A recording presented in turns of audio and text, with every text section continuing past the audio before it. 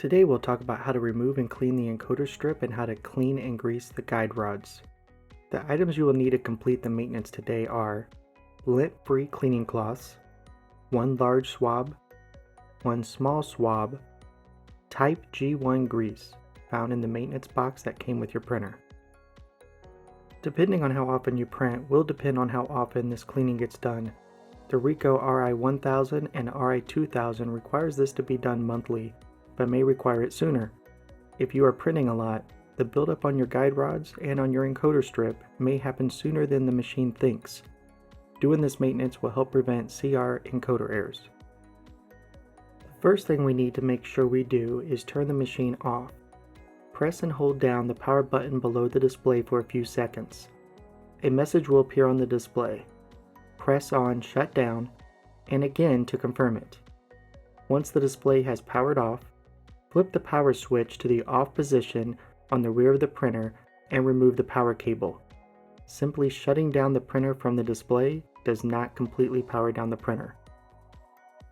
Now, lift the lid of the printer up to have full access to everything. The first thing we need to do is release the printer carriage. To do this, below the print head that is docked, you will see a white plastic piece with a little arrow to the bottom right.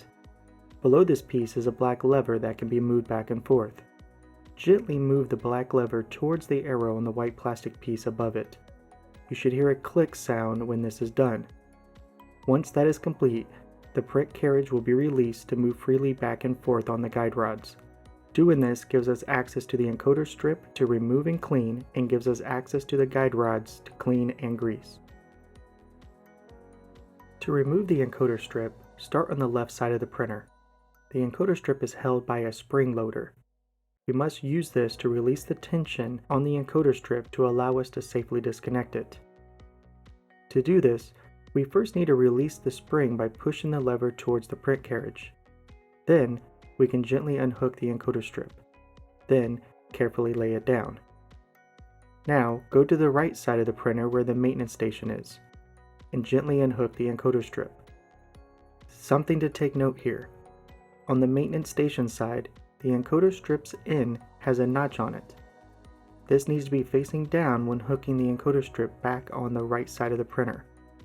Installing the encoder strip wrong can cause fatal failures to your machine, so double check yourself when installing the encoder strip back in. Once both sides have been safely detached, you can simply slide the encoder strip out. Be careful not to bend the strip as you place it down someplace safe. Next, we will use our lint-free cloths to clean the guide rods. Buildup of excess grease and or ink can cause the print carriage trouble moving freely back and forth, so we'll use the cloths to wipe down the rods to clean it off. Do not use any cleaning chemicals, only use the lint-free cloths. You can move the print head back and forth while cleaning the rods to make sure you have wiped down every part of it. Next, we'll clean the sensor the encoder strip goes into. The sensor is in the back of the print carriage. You cannot see it, but we will take the small swab to clean it. You can clean the sensor from either side. Simply take the small swab and gently stick it into the hole on the print carriage. We are doing this to get any lint or debris off the sensor. Be gentle in moving the swab around. Once done, safely remove the swab from the print carriage. Next, we'll clean the encoder strip. Hold the encoder strip at the end with the notch and let it hang down in front of you. Take a lint-free cloth and wipe down the encoder strip to remove any ink mist and fingerprints that could be on it from the notch to the other side in one direction. We will wipe the encoder strip down once more after we have installed it to remove any new fingerprints. Now, we will install the encoder strip back into the machine. To do this, we need to start on the left side of the printer and gently feed the encoder strip back through the printer carriage towards the right side of the printer where the maintenance station is. When feeding the encoder strip back into the printer carriage, make sure the notch is facing downward and heading towards the maintenance station. It can be a little tricky getting the encoder strip through the print carriage. Just be gentle and keep trying until you can grab it from the opposite end to pull it through. Once it's gone through the printer carriage, gently pull the encoder strip to the right side of the printer towards the maintenance station. Then, you will hook the encoder strip back onto the right side. Remember to make sure the notch is facing down when hooking it back on. Gently place some tension on the encoder strip to make sure it stays hooked on the right side of the printer. Go to the left side of the printer, push the spring lever towards the print carriage and pull the encoder strip towards the spring lever. Hook the encoder strip back on, then gently release the lever. Next, we'll grease the guide rods. To do this, you will need to use the Type G1 grease tube. We only want to use a very minimum amount here. A little goes a long way. Too much grease will cause the rod to catch debris. Only do 3 or 4 little dots along each rod. Take the large swab and use it to spread the grease around the rods. Make sure you go above and below the rods.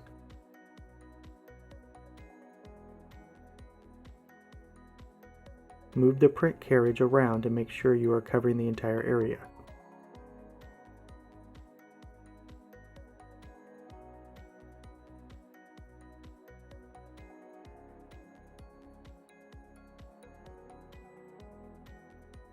Once you are done greasing the guide rods, grab another lint-free cloth and gently wipe down the encoder strip again.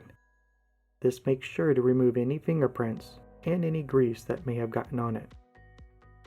Now, plug back in the power cord and flip the switch above it to on. Close the lid to the printer. Come to the front of the printer and press and hold the power button for a few seconds. Release once you see the power button light up. Wait until the machine boots up. Finally, make sure the printer gets back to the ready state. Once there, you are ready to print again. You have now finished these 2 maintenance tasks. Thank you for watching.